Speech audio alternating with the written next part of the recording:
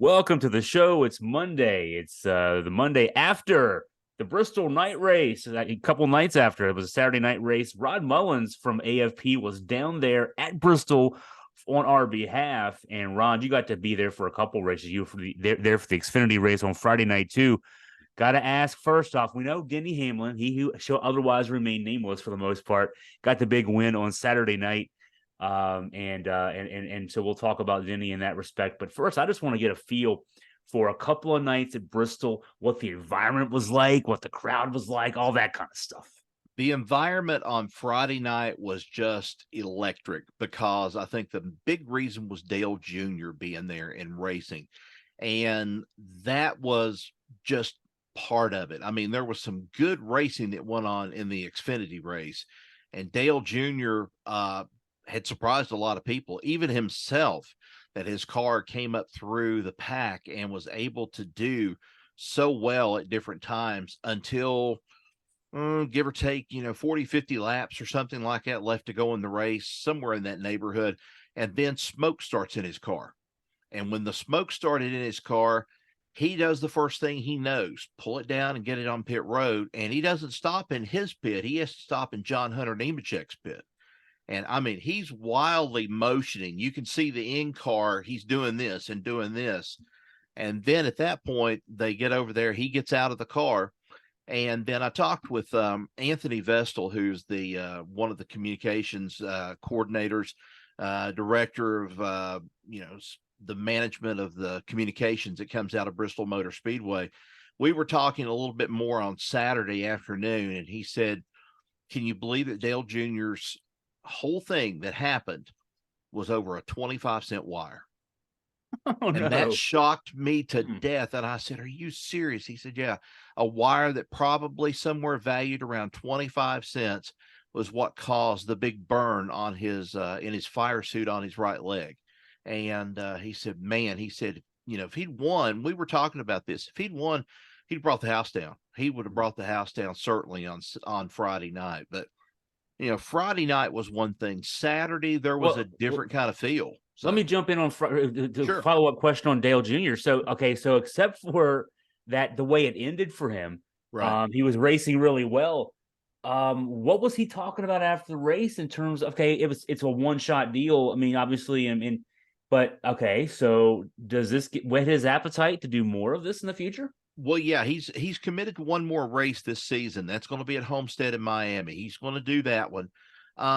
He does this, and I think it's to kind of get a feel, as he put it, it's to kind of give him a feel of what his teams are going through out on the track. They all have different opinions about whether their car is loose, whether their car is tight, what kind of situation they're dealing with.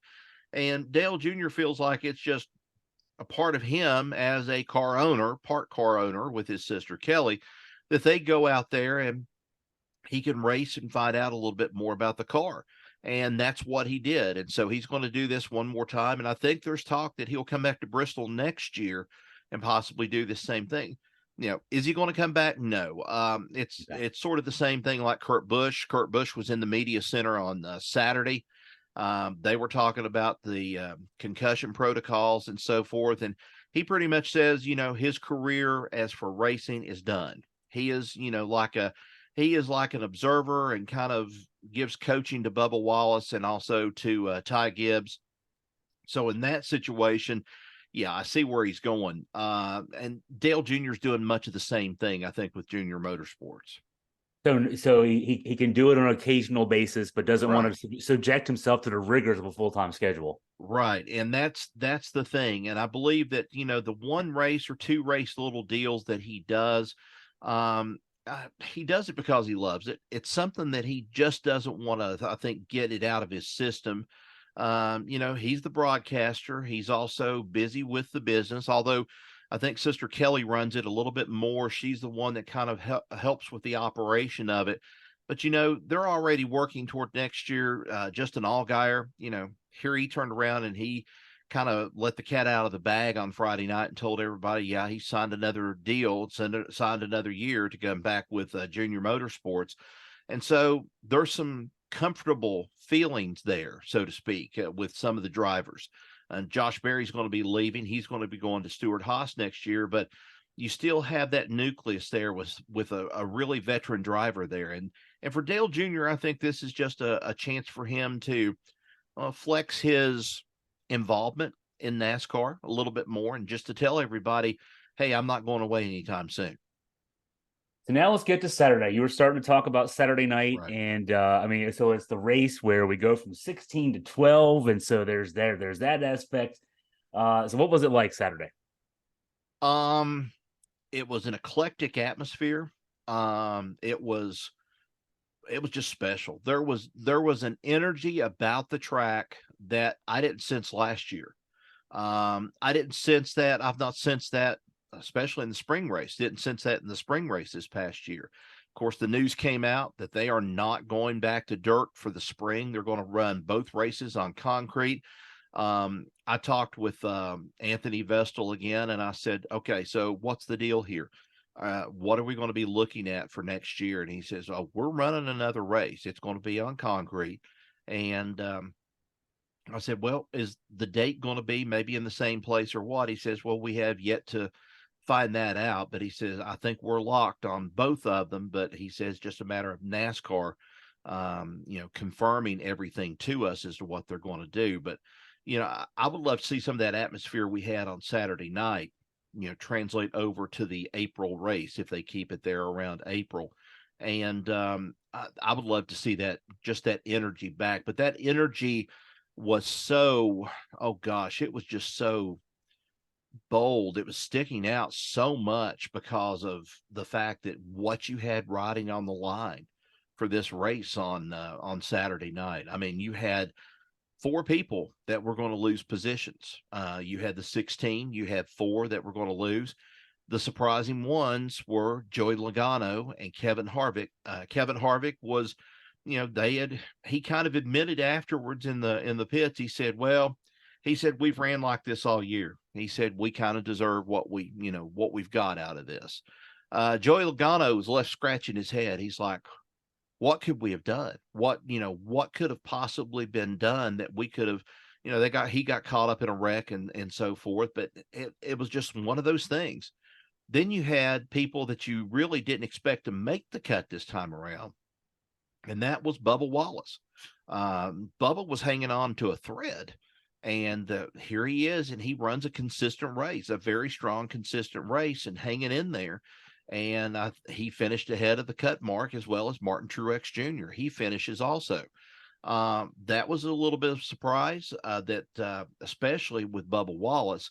I kind of expected it out of Michael McDowell. I also expected it out of Ricky Stenhouse.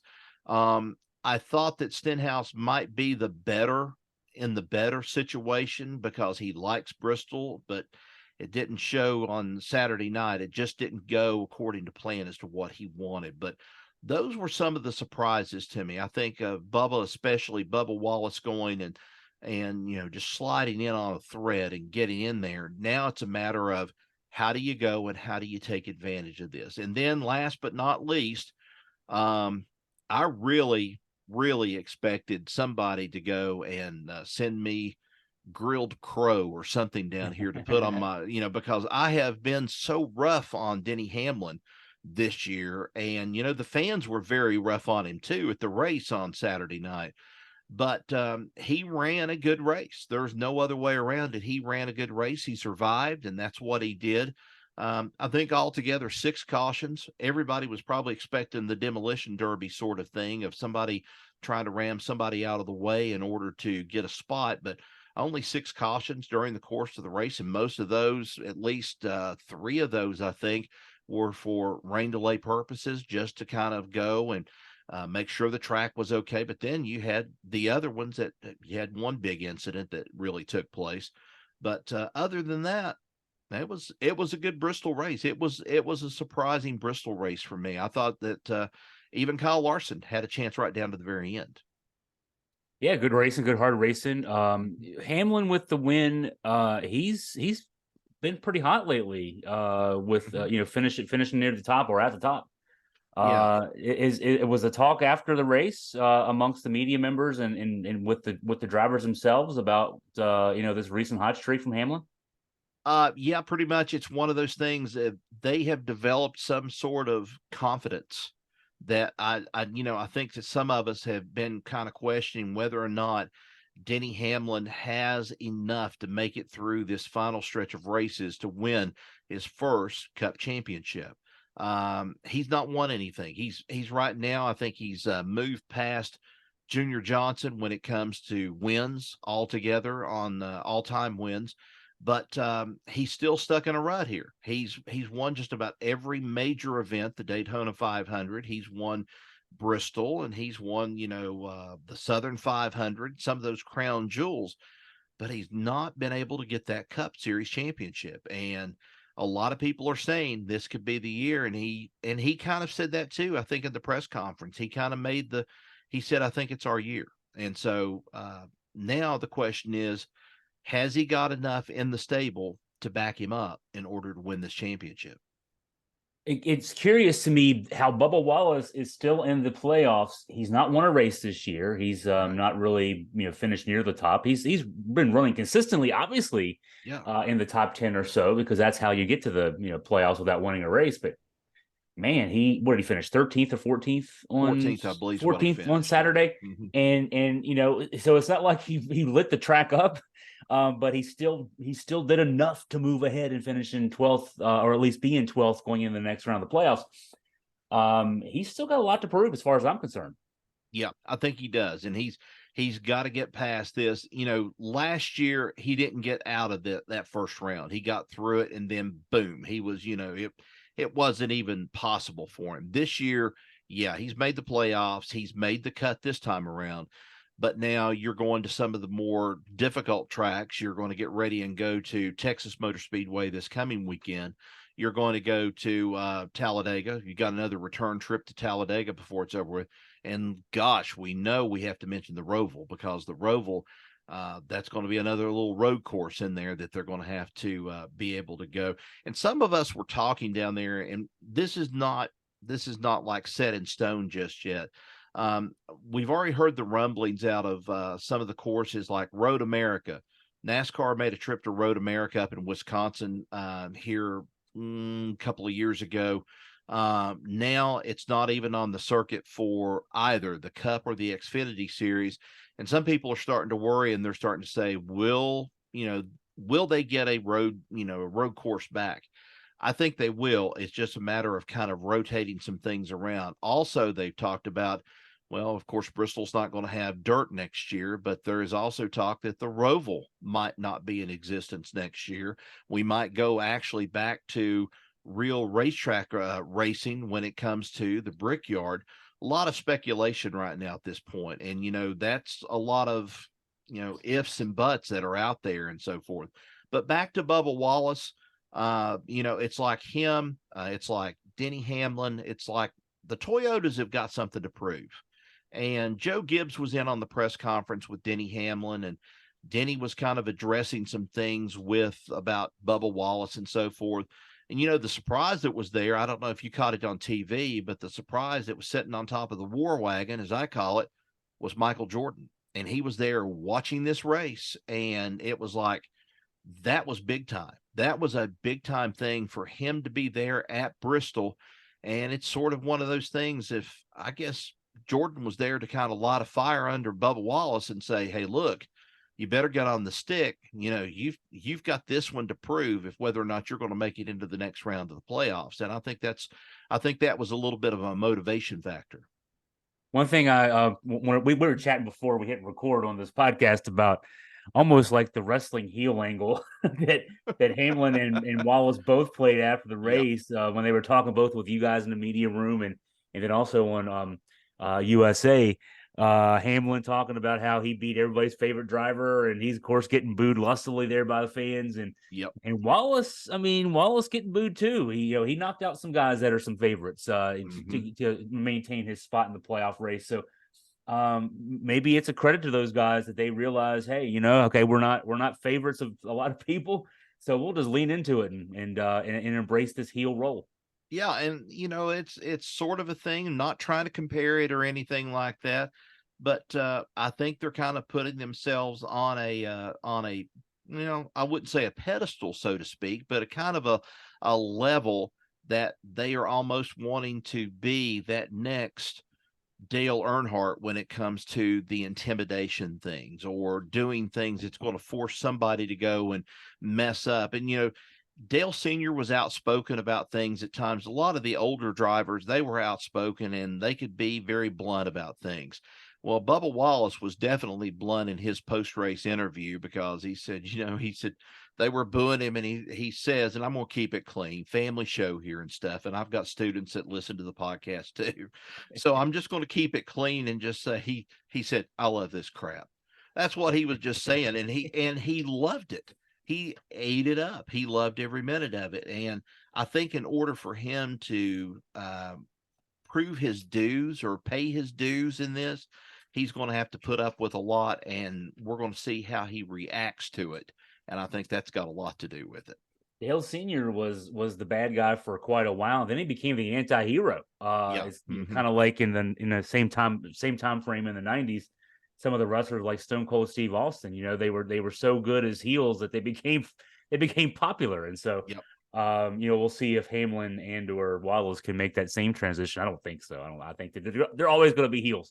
Well, they're always going to kind of hang around there, and I don't think you can compare them and say that they're going to be the next Dale Earnhardt, because there will be no one that'll ever hold that title ever again. But I think in some minds they think, yeah, if I could do this, I could get a lot more popular than what I am right now. So let's take a shot at it and see what happens. The old P.T. Barnum thing about just spell my name right. I don't care what you say about me. Yeah, that's right. That's exactly right. So we're moving on now to the round of 12 starts this weekend in Texas, right? What can we expect? Obviously the winner, if the winner is a playoff contender, the winner gets a big boost in that sense. But it's kind of like, okay, we're recalibrating here. We got 3 more races to go until the next cutoff, or the first of 3 races till the next cutoff. So what can we expect from this field, especially the playoff field? Well, I think there's a lot of unknowns here going into Texas and going into this stretch of races. One thing that I think stands out to me is probably the fact that Brad Keselowski is still hanging toward the top. He is still hanging in the points. He's running good. Buescher has won the races, but he's still running good. Sooner or later, he's got to hit that breakthrough point. He's got to hit it. It's just not happened here in the last little bit. Buescher has kind of been the one that has benefited from that, but I think it's coming. It's going to be here. Texas may be the one that he finally breaks through that barrier, and he's able to go and say, I broke the curse or the streak or whatever it's been. I think it also, meaning going to Texas, it's going to force the Hendrick cars to have to take a different strategy than what they have.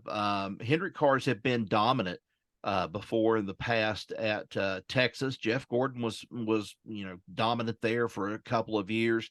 Jimmy Johnson was dominant. But this is a new stable. This is just, you had these guys around last year. Chase Elliott, he finished like 7th in the race at Bristol. He needs a good performance out of this. They're building on for next year, trying to prove to everybody that this year was a fluke. And I think that's what they're trying to do. I really don't see anything out of Alex Bowman right now. I think Alex Bowman's just, going around the track, and he's trying to run at least top 10 as much as he can. But I think their strategy is going to have to change this weekend with the way that they approach things. Joe Gibbs Racing, they're on fire right now with Denny Hamlin getting this win and so forth at Bristol. I think that's a positive, at least in that standpoint. We'll just have to see how it goes for the rest of the drivers, for Christopher Bell, for Martin Truex Jr. Just so many different factors all figuring in here. And then you got the smaller teams. You got Trackhouse right now. Trackhouse announced made a big announcement for what was on Saturday afternoon, that Zane Smith's going to be moving over from the Truck Series, and he's going to come over and he's going to start driving in a 3rd car. And then ended up, I think somebody bought one of the charters, and we talked about the charters here earlier in one podcast. They bought a charter for $40 million. So Wow. now that, yeah, The value I saw associated with the charters was around $20 million. So yeah. that's that shows Well, obviously the market has corrected itself. it has corrected itself. And then we still don't know what the predictability is going to be for some of the other teams, because it's still rumored that Stewart Haas is going to sell one of their charters. I don't know what they're going to be for next year, if they're going to be still a 3-car garage or if they're going to be a 2-car garage. I don't know. Things change dramatically when Harvick leaves. They're going to be scrambling to get everything back. That's a team right now that has suffered here this season, not because of Kevin Harvick. Kevin Harvick has gone out, done what he had to do with what he could, but it's going to be a rough go of it. And I think Harvick might have a chance if he runs really well and can be there toward the end and not fade away. I think he's got a chance at it, but I wouldn't rule out Brad Keselowski this weekend. I think it's coming. It's getting ready. It's almost there. The question is whether or not he can run fast enough and stay out of trouble, especially at that Texas Motor Speedway. We are down to the round of 12. Bristol got us there. If you missed Rod's coverage, great stories this weekend on the Xfinity race. Also a notebook in between the two races, and then the coverage of Saturday night's race in the NASCAR Cup Series. So if you missed those, go back, check them out. Rod, as always, thank you for your time. Look forward to talking to you again next week. Appreciate it, Chris. Thank you.